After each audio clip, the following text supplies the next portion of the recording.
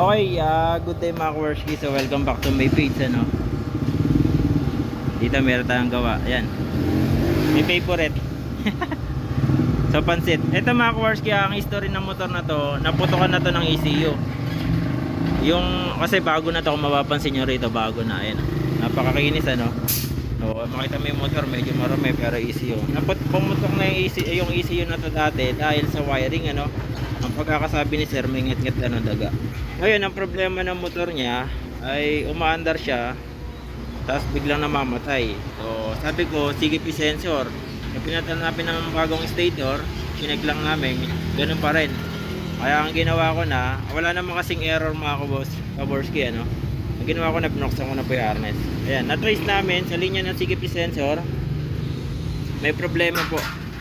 So kung mapapansin nyo, may dinugtong ako. Yan, papunta rito sa may ECU, ano. I-check namin yan, yan ang nakita kong problema. Ang linya niya ay black na may stripe na brown. Yan, yan yung problema niya. So, ayun ngayon yung na-trace ko dito sa problema. Kung bakit hindi naglalabas ng kuryente, ano. Tinrace na rin namin kasi pagka hindi naglabas ng kuryente, syempre i-check nyo lang dyan ay yung ignite supply. So ito, papunta kasi sa ECU ito mga worst kit yung mga ito, ano. I-check nyo yan. And then basta sa injector okay naman kasi CGP sensor okay naman dahil wala naman siyang error. And then yung dito sa may sakit, minsan kasi nagagasgas tong sakit na to, kaya yan kasama sa check natin.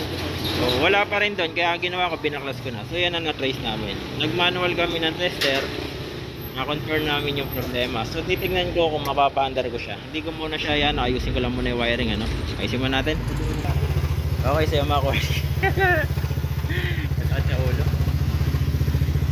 Maraming problema, hindi lang yung dinagdag ko na wire. Ito kasi dinagdag ko eh. Pati yung positive supply niya sa number ano number? Number 2. Yung positive accessories, wala ring supply. Grabe. Umaandar lang to kanina mga kaworski. Bigla na lang tumirek. Na natin tabanan. Safety ko pa kasi yung wiring, ano. So mga kaworski, pinaka-the best na mayroong mga Honda Beat, ipa-rewiring nyo po sa amin. Lalagyan natin ng matibay na balot para ano, hindi po magloko, ano. Kasi kaya po nagloloko yan, nagasgasan po kasi dun sa mga ano nyo, sa body ng ating engine. So marami na po tayo nagagawang ganyan na proseso. Pero ito yung pinakamahirap na nagawa ko kasi hindi talaga madali, napakahirap. Lalo na pag ang problema niya mga kaworski, yung mismo sakit. May nag-uumido dyan kanina, nilagyan ko lang siya ng konting wire na pinagputulan, tsaka ko sinigsigan. Ayun, gumana, awat tulong. Wala kasing kuryente kanina. Ayos!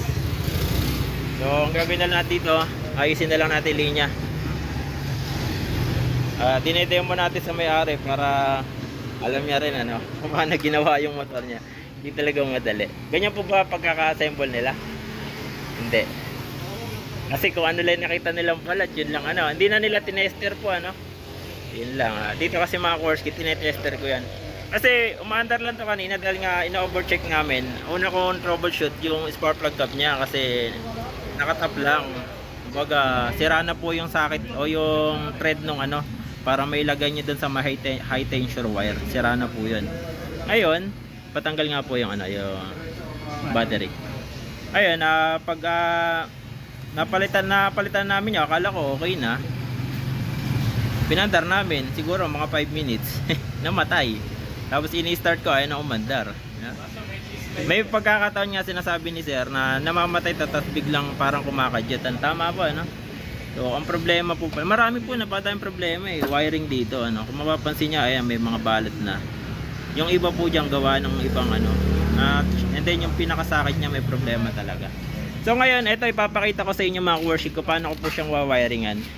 Paggagandahin po natin yung harness na yan. Patitibayin natin para napakahirap. Meron po talaga pag natirigan kayo. Yan, tinesting din namin yung aming bagong stator. Ayun yung kasi natin yung stator eh. Pero ibabalik natin dahil wala pong problema yan. So may nakita lang ako dito yung konting balat. Ito. Kasi pagka dumikit po ito sa body, ayan, ito. Pag dumikit po kasi sa body ground yan, mamamatay po yung motor ninyo. Okay. So ayan, troubleshoot na natin. Next ay Ayusin natin yung wiring. Okay mga ka-Warski, ito na. The final. Ayun siya. Konting ayos na lang. Okay, preno nga ano. So remote na lang gagawin natin dito kasi naka exhaust pipe siya, no?